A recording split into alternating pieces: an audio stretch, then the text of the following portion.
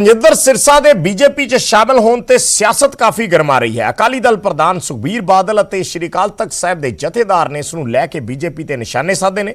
सिरसा दे BJP च जाण ते जथेदार ने क्या है कि भाजपा मुगलों की राह ते चल रही है।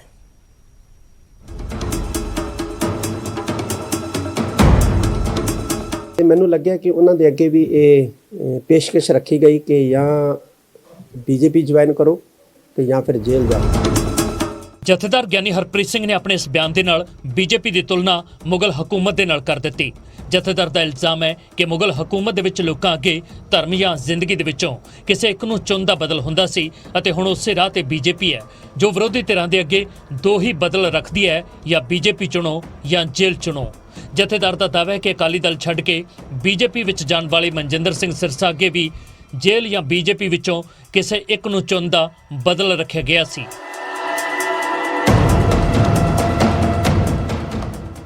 ਜਦੋਂ ਮੁਗਲ ਸ਼ਾਸਕ ਜਿਹੜੇ ਸੀ ਉਹ ਭਾਰਤ ਦੇ ਅੰਦਰ ਆਏ ਤੇ ਉਹਨਾਂ ਨੇ ਇਹ ਕਿਹਾ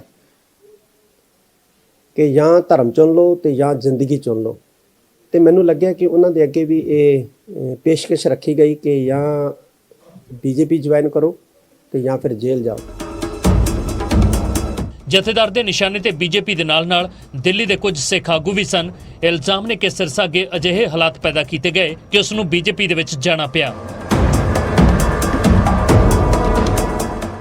सिखां दी एक वाहिद जथेबंदी है दिल्ली सिख गुरुद्वारा प्रबंधक कमेटी, और उहदे प्रेजिडेंट दे उत्ते कल्ले प्रेजिडेंट दे उत्ते नहीं बल्कि 11 होर जिहड़े इलैक्टेड मैंबर ने चुन के आए ने संगत वालों, उन्हां दे उत्ते बोक्स जिहड़े आ ओह परचे दर्ज करवाए जांदे ते फिर उन्हां नूं जिहड़ा है मजबूर किया जाता है कि तुसीं ये सारा कुछ छड्डो ते साडे वल आओ।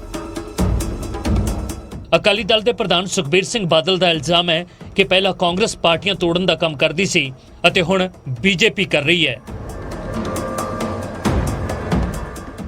तुसी हैरान रह जाओगे, 11 झूठे परचे साढ़े 11 मैंबरां ते कीते गए।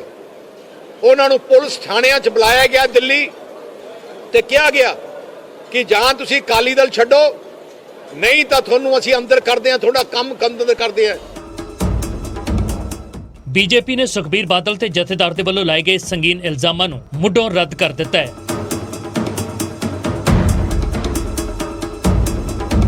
बुधवार नूं मनजिंदर सिंह सिरसा ने DSGMC के प्रधान अहुदे तो अस्तीफा दे के बीजेपी ज्वाइन कर ली सी, पर जथेदार ते सुखबीर सिंह बादल के निशाने ते बीजेपी ते दिल्ली सियासत के कुछ चेहरे ने, जबकि सिरसा के प्रति सुर तिखी नहीं है। तलवंडी साबो तो मनीष गर्ग दे नाल जलंधर तो सुरेंद्र कंबोज, न्यूज़ 18।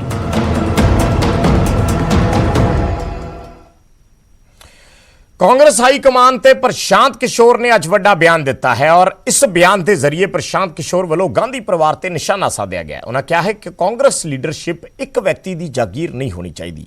मजबूत विरोधी धिर की हमायत की है प्रशांत किशोर ने। उन्होंने कहा कि विरोधी धिर च भी लोकतंत्री तौर तरीकों का सम्मान होना चाहिए या उन्होंने समर्थन प्रशांत किशोर वालों किया गया। ट्वीट किया गया है प्रशांत किशोर वालों, ट्वीट करके उन्होंने निशाना साधा है। ट्वीट दे विच उन्होंने लिखा है, कांग्रेस की विचारधारा मजबूत विरोधी धिर लई जरूरी, पर कांग्रेस लीडरशिप एक व्यक्ति की जागीर नहीं होनी चाहिए, खास करके उस वेले जदों 10 सालों च कांग्रेस 90% दी चोणां हारी है। विरोधी धिर की लीडरशिप लोकतंत्री तरीके नाल तय हो।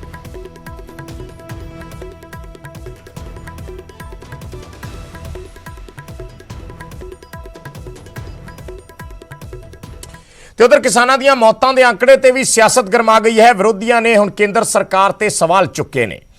ਪੀ ਚਿਦੰਬਰਮ ਨੇ ਕਿਹਾ ਹੈ ਕਿ ਕੈਪਟਨ ਅਮਰਿੰਦਰ ਸਿੰਘ ਤੋਂ ਕੇਂਦਰ ਅੰਕੜੇ ਲੈ ਸਕਦਾ ਹੈ। ਕੈਪਟਨ ਸਰਕਾਰ ਵੇਲੇ ਹੋਈਆਂ ਮੌਤਾਂ ਦੇ ਅੰਕੜੇ ਜਿਹੜੇ ਹੈ ਉਹ ਕੇਂਦਰ ਲੈ ਸਕਦਾ ਹੈ।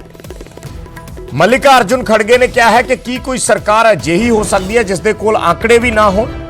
ਉਹਨਾਂ ਕਿਹਾ ਹੈ ਕਿ ਸਰਕਾਰ ਕੋਲ ਕਿਸਾਨਾਂ ਦੀ ਮੌਤ ਦਾ ਅੰਕੜਾ ਤਾਂ ਹੈ, ਪਰ ਵਿੱਤੀ ਨੁਕਸਾਨ मौत का आंकड़ा नहीं पर वित्तीय नुकसान का आंकड़ा है। यह बयान राघव चड्डा वालों दिता गया।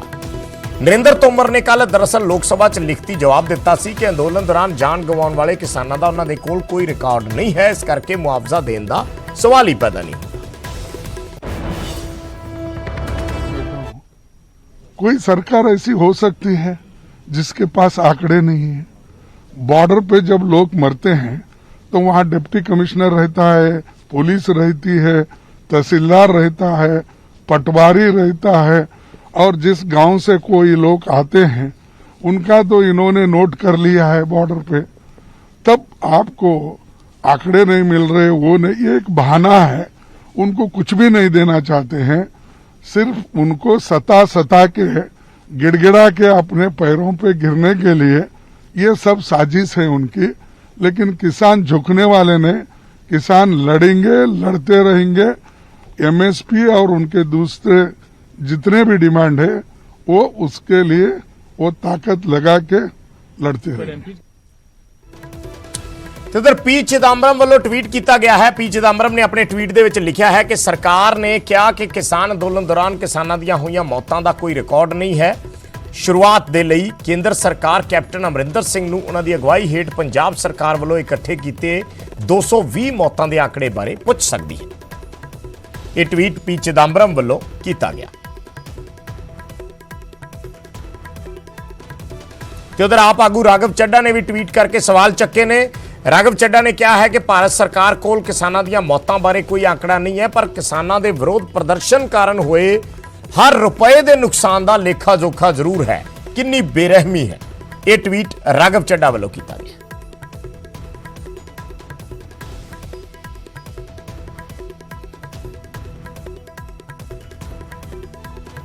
ਤੇ ਉਧਰ ਹਰਿਆਣਾ ਸਰਕਾਰ ਨੇ ਅੱਜ ਪਰਚੇ ਵਾਪਸ ਲੈਣ ਦੇ ਫਿਰ ਸੰਕੇਤ ਦਿੱਤੇ ਨੇ। ਕਰਨਾਲ ਦੇ ਵਿੱਚ ਮੁੱਖ ਮੰਤਰੀ ਮਨੋਹਰ ਲਾਲ ਨੇ ਕਿਹਾ ਕਿ ਅਸੀਂ ਕਿਸਾਨਾਂ ਨੂੰ ਗੱਲਬਾਤ ਲਈ ਸੱਦਾ ਭੇਜਾਂਗੇ।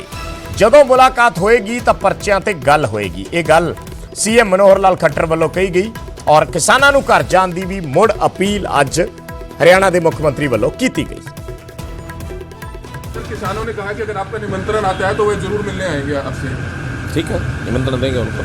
तो लगता है तो समाधान होता हुआ नजर आ रहा है। काफ़ी नज़दीक पहुंची है बात। तो दर्ज मामलों के ऊपर कोई विचार किया जा रहा है, तो उनकी सिर्फ एक मांग रह गई है कि जब आपस में मिल बैठेंगे तो बात करेंगे। तो निमंत्रण भेजेंगे सर आज? अभी बात करेंगे। तो अपनी तरफ से कुछ किसान नेताओं को कहना चाहेंगे कि अब काफ़ी मांगे मान ली है सरकार ने, अब वापसी हो जानी चाहिए। नहीं, वो तो मैंने पहले ही अपील की है और दोबारा करता हूँ कि अब उनको वापस सफर घर जाना चाहिए। फिर भी वो 4 तारीख को 2 दिन बाद मीटिंग करेंगे तो फैसला करेंगे। एक छोटे कमर्शियल ब्रेक, जल्द वापस होंगे।